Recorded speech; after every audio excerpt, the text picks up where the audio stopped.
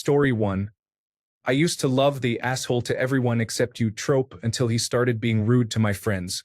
It was like wearing rose-colored glasses until I realized that he was just unpleasant. Plain and simple. Some tropes are meant to remain fictional. Story 2.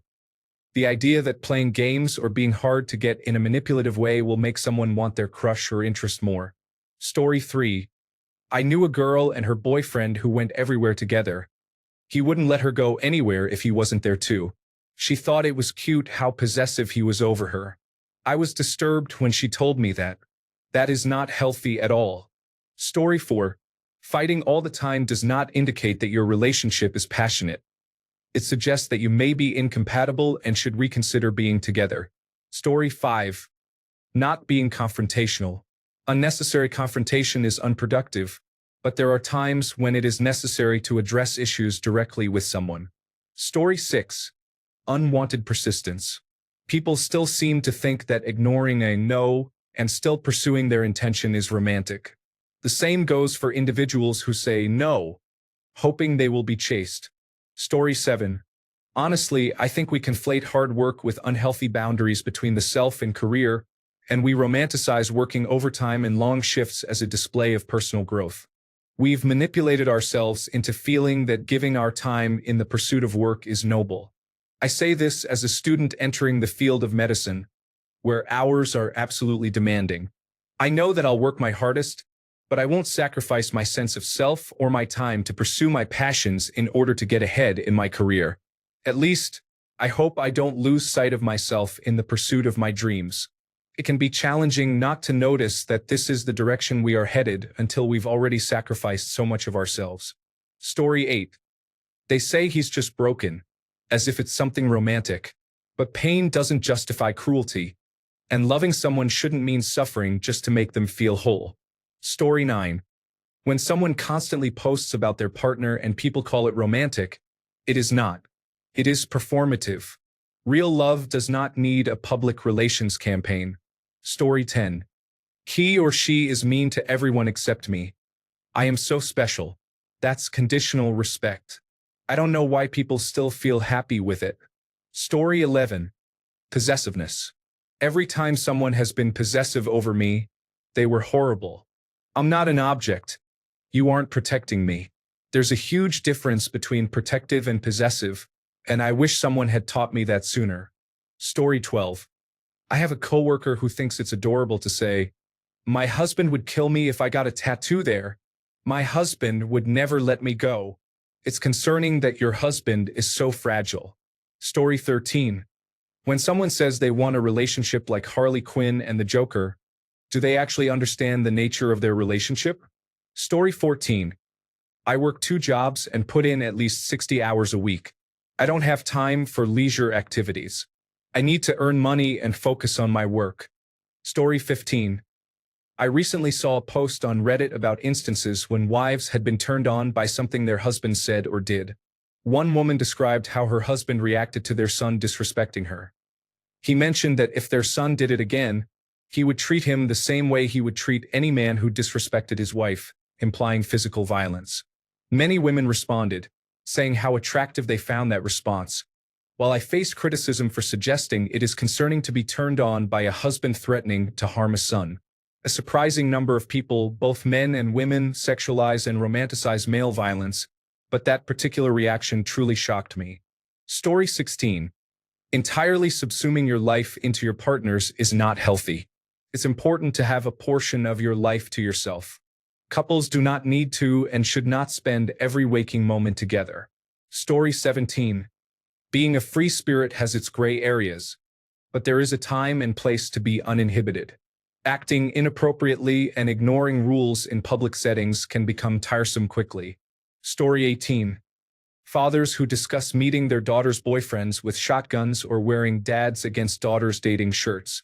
Story 19. Not completely related, but the way psychological terms such as attention deficit hyperactivity disorder, autism spectrum disorder, and anxiety disorder have seeped into common language without users being aware of what those terms encapsulate romanticizes them by attaching them to personal and significant other character traits.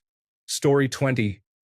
People who view a 50-50 relationship as a red flag are often red flags themselves. Similarly, those who believe women proposing is embarrassing miss the point. Every relationship has its unique dynamic, and it is unfair to judge how it operates. If the concept of 50-50 were applied universally, it would have validity. It is acceptable to have preferences, but we should not dictate how two people choose to function in their relationship. Story 21. Men being protective in public. If you are pushing me aside to stare down a stranger more than 10 feet away who is not doing anything to me, that is unnecessary. Story 22. Obsession. There is a clear distinction between passion and obsession. Frequently, the latter is portrayed in media as the highest form of admiration. In reality, it stems from ego and can be dangerous because it focuses more on the individual and the idealized image they create about how things should unfold. Story 23. Emotional codependency.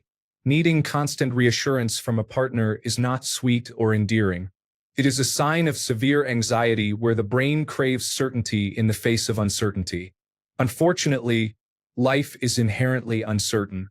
Trying to force certainty in a world of chaos only worsens the situation and damages trust. Story 24. There's this idea that if someone gets extremely jealous, it must mean they really love you. But no, it usually just means they are insecure or controlling or both. I understand that at first it might feel flattering, but then it hits, and suddenly you are explaining yourself as if you are on trial. Story 25. Passion, often described as being swept off your feet, sounds appealing, but it can quickly turn negative. This intense emotion can also blind you to someone's negative traits for a time, making it difficult to recognize these issues until you are faced with them. Story 26. I'm just a girl, and I engage in trends to avoid taking accountability or responsibility as an adult. Story 27. The power imbalance in relationships is concerning. Many TV shows, books, and movies portray couples that I would report to human resources in real life. I often feel conflicted because I usually support them, especially when their chemistry is well written. However, I would never want to condone such relationships in reality. Story 28. When a partner is obsessed with your safety, their concern is often a mask for surveillance and control. Common examples include requiring you to call them as soon as you get home to confirm your safety, insisting you inform them of your whereabouts at all times, and screening everyone you interact with. They may even try to control what you wear, what you eat, when you sleep, and how you exercise, all to keep you safe. Their concern for your safety is not love. It stems from their insecurity and need to control you. Story 29. Enemies to lovers. It's cute in theory, but how can you be with someone when you know all the hurtful things they've said about you before your relationship? Story 30. Jealousy. I've never been a very jealous person, but I have had a few former partners who were. My ex-fiancée was extremely jealous and told me that it was a sign of her love for me. No, it is not. She also watched a lot of romance movies and used them as the standard for our relationship. Story 31. Oh, bad boys and crazy girls are both great in bed, supposedly, but often come at a bigger cost than they are worth. Story 32. Expecting a man to initiate intimacy forcefully under the guise of uncontrollable passion sounds like assault to me. Story 33. Getting pregnant, or more likely getting someone pregnant, is an experience that can provoke a range of feelings. It often involves the fantasy of engaging in unprotected intercourse, leading to the idea of conception. When pregnancy occurs, the individual's abdomen gradually expands, and they may feel discomfort as their internal organs are compressed. As the pregnancy progresses, physical changes such as swelling and increased urination occur. Eventually, labor begins, marked by intense contractions and significant pain as the individual faces the challenge of delivering a baby. This process can feel overwhelming and dramatic. The feelings surrounding such experiences can vary widely among individuals. Story 34. As someone who lives in a conservative country, I am appalled at how normalized cheating is. It is present in all the shows, and people discuss it as if it is a minor issue, implying that everyone has either cheated or been cheated on at least once. This is unthinkable for me. Story 35. Possessiveness can seem cute and thoughtful when your partner cares about you enough to want to limit interactions with the opposite gender. However, it becomes problematic when he starts arguing with your brother and yelling at him to back off. This actually happened to a friend of mine. That partner disliked me as well, and since I am the same gender as my friend, he just didn't like the fact that I hugged her. Story 36. Joint accounts involve doing everything together, but this can lead to having no life of one's own. It may include picking each other's entire wardrobe collection and dealing with bad boys who are rude to everyone except their partner. It can also involve being too pushy and not accepting a refusal. Story 37. When your gut feeling and intuition tell you that something isn't right, even if there is no obvious reason, always listen to your body. Story 38. When a person is expected to perform spontaneous acts of love almost every day, it can be overwhelming. I was in that kind of relationship which ended with some emotional damage. I heard that her next boyfriend had enough and left after 2 years. Story 39. Men not having any women as friends means they do not have to worry about perceived competition, but it may also indicate that women do not like them. Story 40. This is a lesser issue, but some individuals boast about not being interested in reading or learning. In the United States, there is a significant anti-curiosity or anti-intellectual movement, and people often take pride in their ignorance. Story 41. Jealousy. If a partner acts territorial and possessive, it is not endearing. It is toxic and a sign of controlling behavior. Story 42. There is a fine line between interested and obsessed, but there is a finer line between acting uninterested. Story 43. Stalking without consent is unacceptable, even if it's consensual non-consent. They do not discuss it beforehand or establish safety measures. Story 44. For lesbians, there is often a tendency to rush into serious relationships from the very first day. First dates should not extend over a week, and moving in together within the first month is generally unwise. Additionally, many lesbians romanticize maintaining close friendships with their exes to the extent that those who do not stay friends may face stigma. Story 45. Bringing past trauma into new relationships can be challenging. When someone says, "My ex cheated on me, I'm so fragile, I have trust issues," it often puts pressure on others to act as caretakers. It is important to remember that your new partner is not responsible for the harm caused by your past partner. Story 46. Obsession and disregard of consent are concerning. Consensual non-consent is acceptable, provided that individuals engage in discussions and agree to specific terms. Without consent, it becomes sexual assault, which is unacceptable. Story 47. Instant chemistry leads to constant communication or visits within the first few weeks.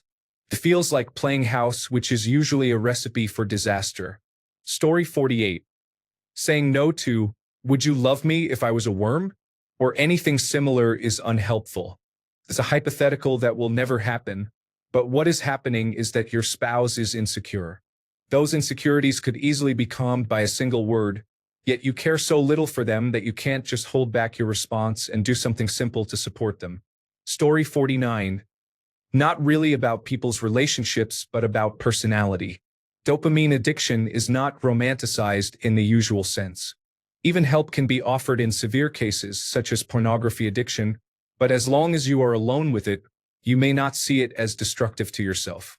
Story 50. Being persistent to win someone over, or not taking no for an answer, is often glorified in the media, but it can be unsettling. Story 51. If he is mean to you, it means he likes you. This is often said by grandparents to minors. However, abuse and bullying are not expressions of love. It is important to stop equating the two behaviors. Story 52. It can be seen in both genders, but I've noticed it more often with men. It's the type of person who believes in, "Let me do everything so you don't have to lift a finger." In theory, this sounds appealing, but in reality, these individuals are emotionally unavailable, often in an extreme way. Rather than struggling to show affection, they would rather avoid accepting kindness from others entirely. What seems nice on the surface often masks an overly self-sacrificing nature. Let me tell you, It is a challenging experience to be involved with someone like that. Unless they are genuinely trying to change, nothing you do or say will convince them to let down their walls. Over time, you will likely start to resent them, which can be frustrating. A healthy relationship involves both individuals giving and receiving affection. If only one person is giving without receiving in return, it is not romantic, noble, or admirable. It simply means you are being used. Story 53. They are only nice to me. Yes, girl. What do you think is going to happen when they no longer like you or when you upset them? Story 54. Someone offering to get a tattoo of your name or lips while in the talking stage or within the 3-month dating period. Story 55. Couples who do everything together all the time share common interests and get along with each other's friends. However, when one partner cannot go a few hours without texting or talking, assumes every invitation to hang out includes both partners, and they rarely discuss hobbies outside of their shared activities, it raises concerns about control, possessiveness, and manipulation. This level of dependence can feel uncomfortable. Story 56. They are so mysterious. I never know what they are thinking. Babe, that is not a vibe. That is emotional unavailability. Story 57. Jealousy and possessiveness. I know many people who feel flattered by such behavior, especially at first. However, in my opinion, it is a significant red flag that indicates a controlling person who will eventually blame you for things beyond your control, such as other people's hypothetical thoughts about you. This is a major turnoff for me. Story 58. Everything in the Twilight series is represented in the comments. Story 59. They will change for me mindset, or they are unavailable for everyone but they will be available for me. Story 60. Men who become aggressive over trivial matters are often portrayed in media as being protective. In reality, I have witnessed more than a few women leaving their partners because they chose to start a fight again, simply because another person accidentally bumped into them. Story 61. Someone telling you they are in love with you, even though they are in a relationship with someone else. Story 62. Not being close with your family or being too close can be challenging.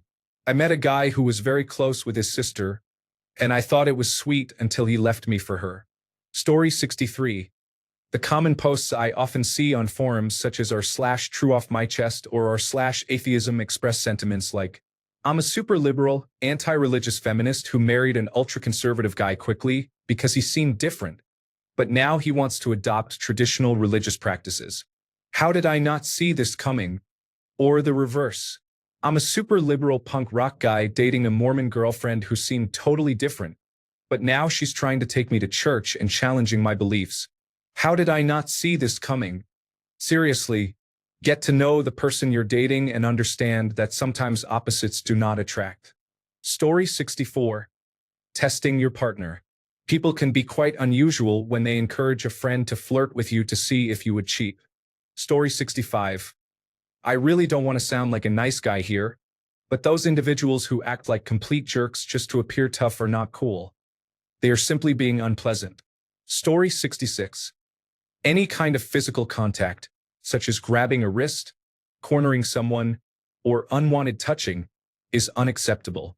If they did not consent, keep your hands to yourself.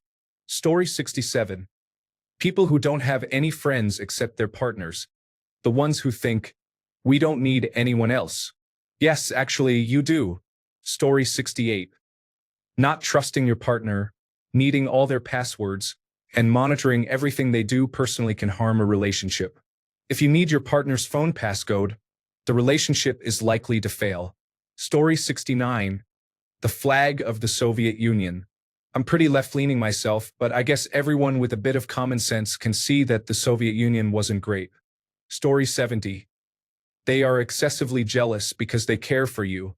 They also struggle to regulate their emotions, which may lead to more drama and toxicity than is healthy for a relationship. Story 71. Jealousy can manifest when a partner becomes angry if they notice their significant other looking at or speaking to someone else. This often results in an aggressive display, which some may perceive as cute, romantic, or sweet. Story 72. Personally, my girlfriends all say that when a guy tries to resolve a conflict by suddenly grabbing them and kissing them, it is attractive. To me, that feels inappropriate. Communication is key. Additionally, when a boyfriend is overly possessive, wanting to know where you are and who you are with in a self-centered manner rather than genuinely caring for your safety, it can be concerning. Story 73. Making your partner spend money on you. Many women expect their partners to pay for the first date, buy them luxury items, and pamper them during Valentine's Day with the most expensive gifts. This is seen as a romantic gesture and a way to prove the man's commitment. I recently discovered that my 40-year-old aunt yells at her husband if he doesn't buy her jewelry or designer bags for her birthday, anniversary, or Valentine's Day. They are not living comfortably enough to be spending money on items like that. He has to borrow money to purchase these gifts. This is an extreme case, but it happens frequently where women expect a grand, expensive gesture that they can post about or brag about. Story 74. Possessiveness. Many teenage girls and young women read Twilight, 50 Shades of Grey, and watched Teen Wolf, developing a romanticized and sexualized fantasy of a charming man, making them his entire world, protecting them, and treating them as if they belong to him. It's perfectly fine to indulge in this fantasy if one can separate it from reality. In real life, the situation is often less about a romantic whisper and more about needing a restraining order due to someone following you to work to ensure you are not interacting with other men. Story 75. Some individuals emphasize the desire for a nerdy boy because they are seen as innocent, loyal, smart, and passionate about their interests. Many imagine this ideal combined with conventional attractiveness and glasses. However, in reality, many nerds do not meet these standards. While there is nothing inherently wrong with these qualities, individuals may have varying degrees of them, including poor hygiene, lack of attractiveness, eccentric behavior, arrogance, and social ineptness, or even disregard for ethical norms. The term nerd is simply an easier label for this ideal, but it can be unrealistic for those it actually describes. Additionally, regarding emotional detachment, many people express a desire for nonchalance, but individuals who genuinely exhibit this trait may be emotionally immature and may not provide reliable support in a relationship. They may also be apathetic and indifferent to the feelings of others. Thanks a bunch for sticking around till the end of the video. Remember to subscribe, and until next time, stay awesome and goodbye.